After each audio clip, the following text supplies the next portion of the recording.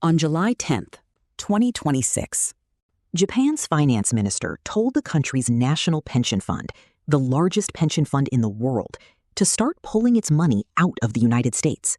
2 weeks before that, an anonymous account calling itself Yuto, claiming, without proof, to be a Bank of Japan insider, posted 3 cryptic warnings in Japanese. One of them named an obscure clause called Article 589. Each post got millions of views. Nobody has confirmed who runs the account, and within days, Japanese legal commentators were publicly disputing the account's reading of the law. But in the weeks after those posts, the yen fell to its lowest level against the dollar in roughly 40 years. Japan spent tens of billions of dollars trying to defend it, and Japan's government bond yields, the ones that had barely moved in 3 decades, started climbing at a pace normally reserved for countries in a debt crisis. Japan is not supposed to be a country in a debt crisis. It's the world's biggest creditor nation. And that contradiction is the reason this matters to anyone holding a U.S. mortgage, a 401k, or a position in the stock market, whether they've ever thought about Japan or not. Start with the anomaly. Economists generally sort economies into 2 categories: developed and developing. Japan doesn't fit either. Its government debt sits above 200% of GDP, a higher ratio than Greece carried when Greece's economy collapsed in 2010. Higher than any country that has gone through hyperinflation. By the textbook, that should have broken Japan decades ago. It didn't. 2 things kept it standing. First, interest rates. After Japan's real estate bubble burst in the early 1990s, at one point, the land under Tokyo's Imperial Palace was valued higher than all real estate in California. The country entered 3 decades of deflation. Prices stayed flat. Wages stayed flat. The Bank of Japan responded by cutting interest rates to 0 and holding them there for 30 years. When money is free to borrow, a 200% debt load barely costs anything to service. Second, ownership. When Greece defaulted, it owed money to foreign creditors, and foreign creditors sell fast when they panic. Japan owes its debt mostly to itself. The Bank of Japan holds roughly 48% of all outstanding Japanese government bonds. Japanese insurers hold about 20%. Japanese banks hold about 14%. Foreign investors hold less than 8%. A domestic creditor base doesn't panic sell the way a foreign one does. That combination, free money, and a captive lender base, is also what let Japan sit out the era of global money printing. Fed and central bank data put the U.S. money supply's growth since 2004 at roughly 280%. Canada's at about 370%. Japan's at about 90%. Japan was the only major economy that kept its money supply relatively tight while holding rates at 0, and that mismatch created the yen carry trade. Borrow yen for nothing, convert it to dollars, and buy anything paying more than 0. U.S. Treasuries, tech stocks, Bitcoin. Estimates put the scale of that trade in the trillions of dollars, threaded through global markets for years. Japan joined its own trade. With nothing worth buying at home for 3 decades, Japanese pension funds, insurers, banks, and households sent their savings overseas to chase yield. Japan became the largest foreign holder of U.S. government debt, with holdings estimated above $1 trillion in treasuries alone. Japan's Government Pension Investment Fund, the GPIF, the largest pension fund in the world, built a portfolio holding hundreds of billions of dollars in U.S. bonds and stocks. Anytime U.S. borrowing costs moved, or tech stocks rallied, or Bitcoin ran, there was a reasonable chance Japanese capital was somewhere in that chain. All of it depended on one condition: 0 rates. That condition ended in 2020. The pandemic sent trillions of dollars through the global economy, broke supply chains, and pushed energy prices higher worldwide. By 2022, Japan recorded 2% inflation for the first time in decades. Other major economies raised rates to fight it. The U.S. pushed toward 5%. Europe and Canada followed. Japan, still carrying 200% debt to GDP, held its rate at 0 and waited for the inflation to pass. it didn't pass. And holding rates at zero, while the US paid 5% on cash, sent capital flowing out of yen and into dollars. The yen weakened from around 110 per dollar toward 150, then 160. That would matter less for a country with its own natural resources. Japan imports nearly all of its energy, priced in dollars. So a weaker yen made imports more expensive, which added more inflation, which put more pressure on the yen. The cycle fed itself. It also changed something that outlasted the exchange rate. For the first time in a generation, Japanese workers started asking for raises and getting them. The largest wage increases in over 30 years. Once wages and prices start chasing each other upward, that's difficult to reverse. A regional oil shock pushed energy costs higher again. A new government in Tokyo signaled plans to spend and borrow more, on top of an already extreme debt load. That left Japan with two options, and no third one. Hold rates at zero, keep the debt serviceable, and let the yen keep sliding while inflation erodes savers' purchasing power. Or raise rates to defend the yen and start paying real interest on a 200% of GDP debt pile that the Bank of Japan itself is holding nearly half of. Japan tried a middle path, raising rates slightly while intervening heavily in currency markets. It produced the worst outcome from both directions at once. The yen kept falling. Bond yields kept climbing. Here's what that looked like in the numbers. The yen currently trades near 160 per dollar, its weakest level against the dollar in roughly 40 years. Last seen when Ronald Reagan was president. Some banks have flagged 164 as an informal line Japan is expected to defend. Japan's 10-year government bond paid about 0.25% in 2022. It now pays roughly 2.7%, more than 10 times higher in 4 years. The 30-year bond sits near 4%. Applied to a debt this size, even small percentage point moves translate into enormous new interest costs. There's a contradiction inside the data worth noting directly. In one recent week, Japan's inflation came in at 1.6%, below the Bank of Japan's 2% target for a fifth straight month, which should be reassuring. The same week, Japan's stock market fell more than 2%, erasing roughly 30 trillion yen. And bond yields rose anyway. Normally, low inflation supports bonds. Here, it didn't. Because Japan's bond market is no longer trading mainly on inflation.